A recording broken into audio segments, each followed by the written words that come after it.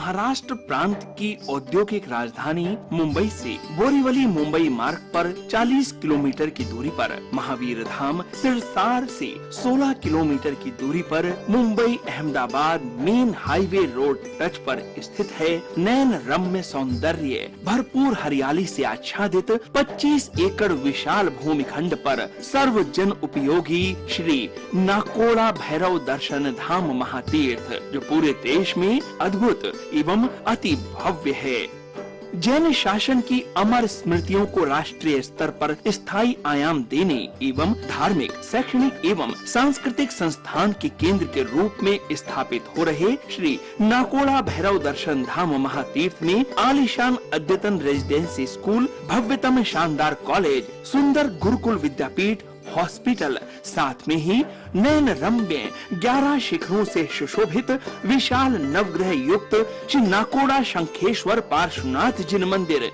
श्री नाकोड़ा भैरव देव, श्री माँ भगवती पद्मावती जी का मंदिर, पूज्य दादा गुरुदेव श्री दर्शन गुरुदेव का मंदिर, 63 ब्लॉकों की आलीशान धर्मशाला, 6 बड़े हॉल, सभा भवन, भोजनशाला, प्याऊ, उपाश्रय, पुस्तकालय, ज्ञान भंडार आदि का निर्माण कार्य चालू हो गया है। 25 एकड़ के विशाल भूमि खंड पर संस्था का उदय हो रहा है। कृति के सुरम्य वातावरण में रमणीक भव्य पहाड़ियों के मध्य स्थित है श्री नाकोड़ा भैरव दर्शन धाम महातीर्थ। ये एक तीर्थ नहीं वरन एक आईना भी है, जहां हम अपनी संस्कृति, शिक्षा और विचार की असली तस्वीर देख सकते हैं। सभी भक्तगण इस तीर्थ की यात्रा करने कम से कम एक बार अवश्य पधारे।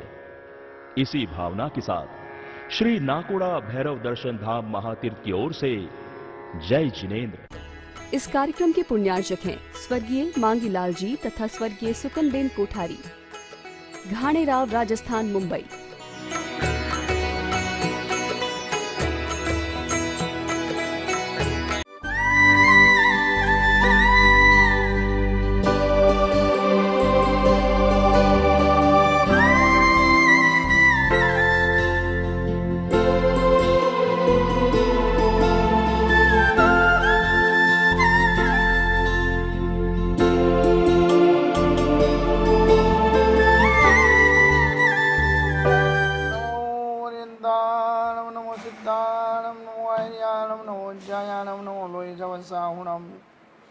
ऐसवंचानमुक्कारो समभावपणासनो मंगलानं च सर्वेशं परमं हवै मंगलम्। संयोगाविप्पमुक्कस्य अणगारस्य भिक्षुणो विनयं पामुकनिस्सामि आणपोविं सुने हमें। परम कृपालु जीव मात्र के कल्याण की भावना वाले महापुरुष चरम तीर्थपति भगवान महावीर स्वामी जी अपनी अंतिम धर्म देशना पावापुर की धर्म सभा के अंदर विराजमान होकर जब फरमा रहे थे, उन आगम वाणी को परंपरा में हुए आचार्य भगवंतों ने कंठस्थ में से ग्रंथस्थ बनाई, जिसमें अंतिम आगम ग्रंथ है उत्तराध्याय सूत्र। उत्तराध्याय सूत्र का प्रथम अध्याय विनय अध्याय। जिस व्यक्ति के जीवन के अंदर विनय है, विनम्रता है, नम्रता है, वो सरल आत्मा होता है, वो सज्जन आत्मा बन सकता है। जिस व्यक्ति के जीवन के अंदर विनय नहीं है, उसे जिंदगी पर्यंत कितने भी साधना करे, आराधना करे, भक्ति करे, पूजा करे, पाठ करे, तप करे, त्याग करे, तपस्या करे, मगर वरदान मिलना बड़ा मुश्किल है। कुलवालक मुनि ने कितनी भयंकर कोटि की तपस्याएं की, उनके तप, जप और माला के प्रभाव से जिस नदी के किनारे पर कुलवाहक मुनि बैठे हुए थे और नदी की देवी भी उनके ऊपर प्रसन्न बन गई, उनकी भक्ता बन गई और उस पानी के अंदर और बह न जाए, चले न जाए, तो नदी का जो वलांक था, जिस वलांक के ऊपर वो मुनि बैठे थे,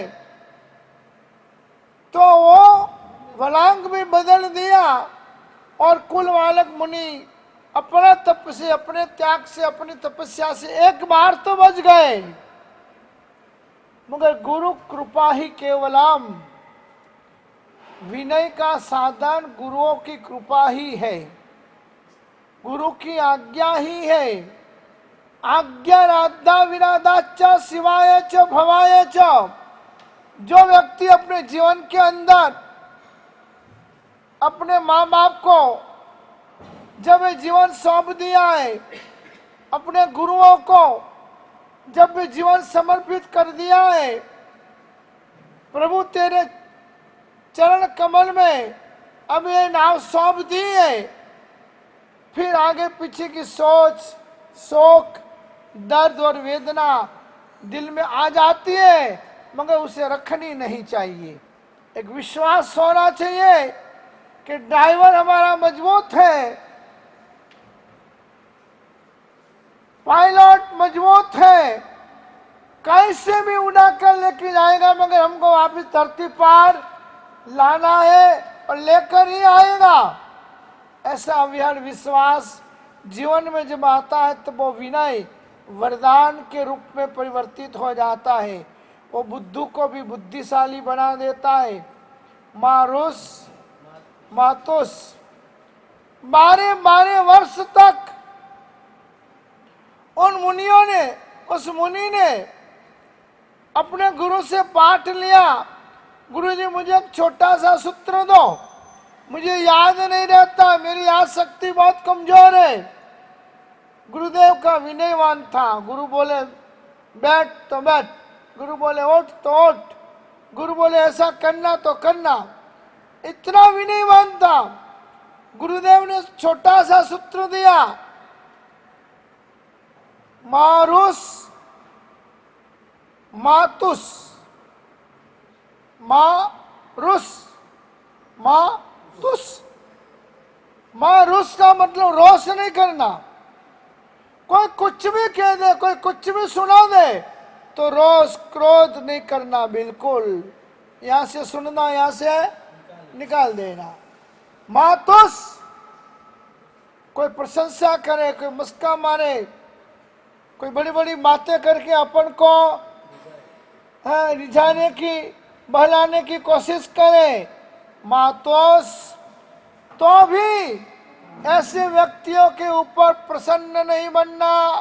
ये सब मुस्का पॉलिसी है, ये सब स्वार्थ है। दुनिया के अंदर बिना स्वार्थ कोई भी व्यक्ति किसी के साथ लाड प्यार वात्सल्य नहीं करता है, ताकि वही शादी करके आई हुई पति और पत्नी है, अग्नि की साक्षी में एक दूसरे को वचन देते और समय आने पर दोनों अलग हो जाते हैं, एक दूसरे को धोखा देते हैं, एक दूसरे के विरुद्ध में कोर्ट और कचहरी तक भी चले जाते हैं, एक दूसरे के विरुद्ध में सुपारी देकर उनको खत्म करने का, मारने का, मराने का भी षड्यंत्र कर देते। इसलिए संसार का स्वरूप तो भयंकर है, स्वार्थ से भरा हुआ है, मगर मेरे भगवान ने कहा है कि विनय वाला वरदान को प्राप्त करता है। जिस व्यक्ति ने अपने अपने कुल देवता की, अपने अपने इष्ट देवता की, अपने अपने परमात्मा की, अपने अपने गुरुओं की बिना स्वार्थ, बिना नाम कामना सिवाय, बिना कुछ स्वार्थ के सिवाय परमार्थ के भाव से सेवा की है, उनका ही कल्याण हुआ है और उन्हें ही वरदान मिला है। बाकी तो वरदान मांगने वाले साल 5 साल 10 साल, बहुत बहुत तो 20 साल तक बरोबर चक्कर काट लेते। राम जी की 14 साल का वनवास बराबर 99 यात्रा कर लेते। और फिर जैसे मालूम पड़ता कि अभी तक अपना कुछ वरदान, कुछ काम, कुछ अपना उल्लू सीधा नहीं हो रहा है, अपना नाम नहीं हो रहा है, अपने को आगे आने को नहीं मिल रहा है, अपन को आगे आना है, अपन क्या करोगे आगे आगे?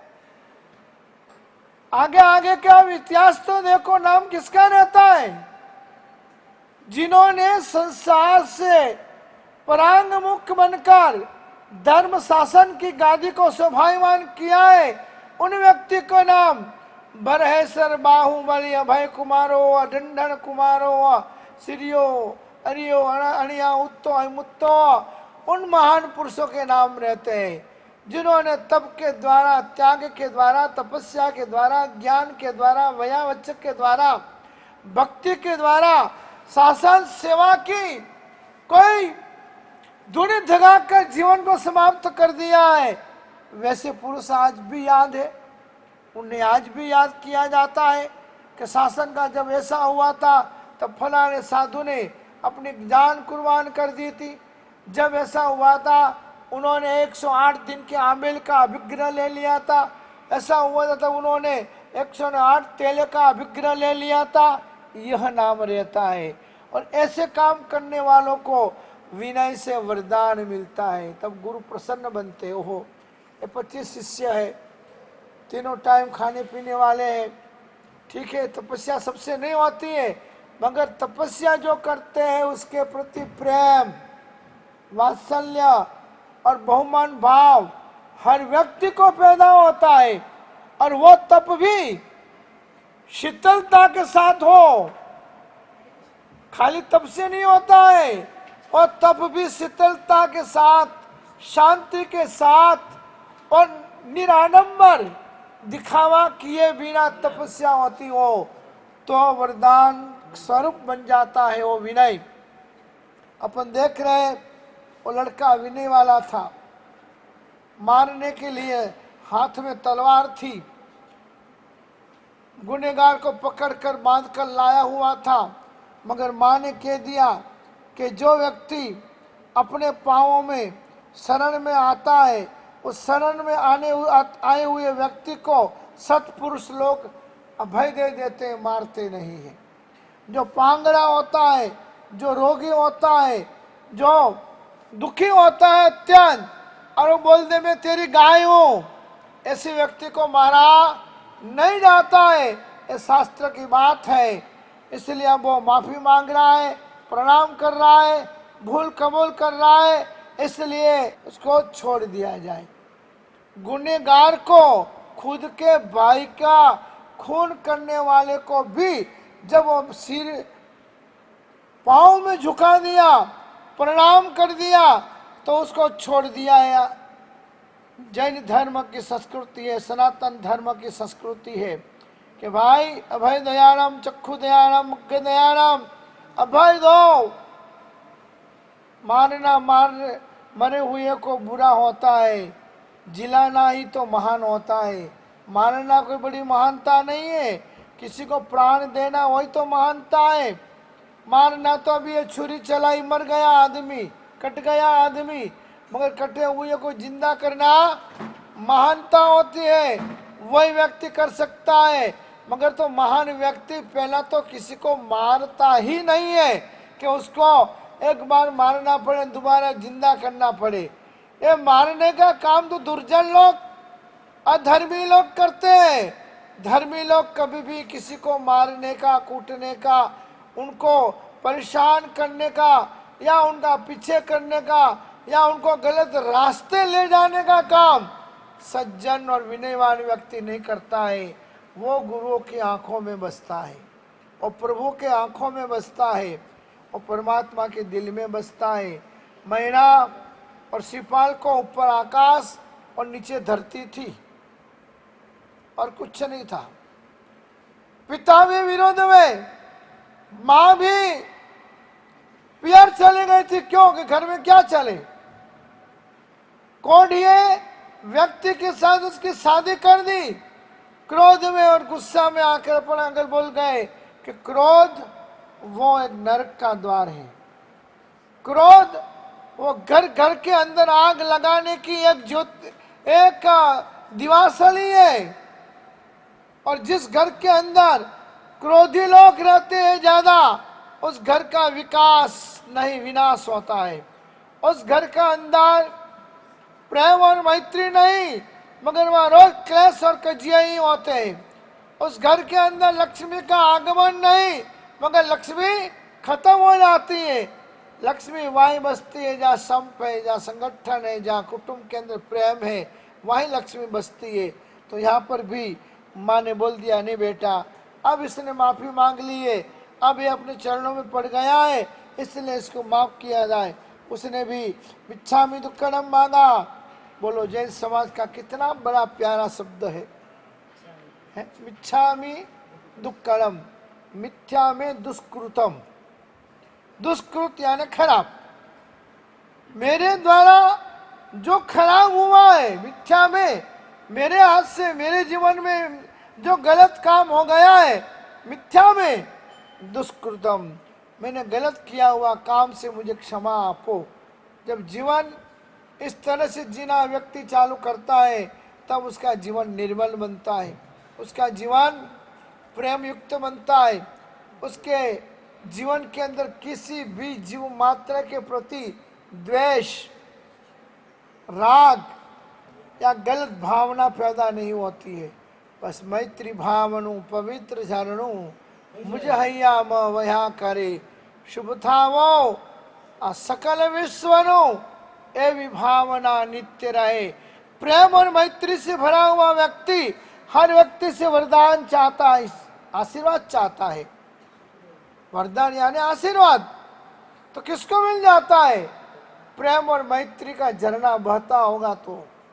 स्वार्थ का अंश होगा ने, वह वरदान नहीं मिलेगा।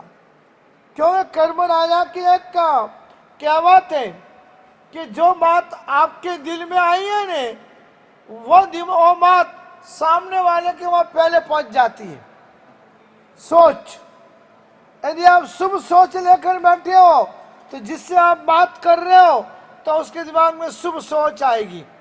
यदि आप गलत कोई पॉलिटिक्स की बातें करके या पॉलिटिक्स की बातें वापस स्टार्ट कर रहे हो तो सामने वाले का इष्ट होता है, सामने वाले की कोई साधना होती है, सामने वाले का कोई पुण्य होता है कि सारी चीजों का उसको फोटोग्राफी आ जाती है। उस फोटोग्राफी के हिसाब से कि यह लोग कौन से हिसाब में, कौन से दृष्टिकोण से क्या कहना चाहते हैं। इसलिए वरदान जीवन में तब ही मिलता है जब अपन पूरे के पूरे विनय से युक्त। इस कार्यक्रम के पुण्यार्जक हैं स्वर्गीय मांगीलाल जी तथा स्वर्गीय सुकनबेन कोठारी, घाणेराव, राजस्थान, मुंबई।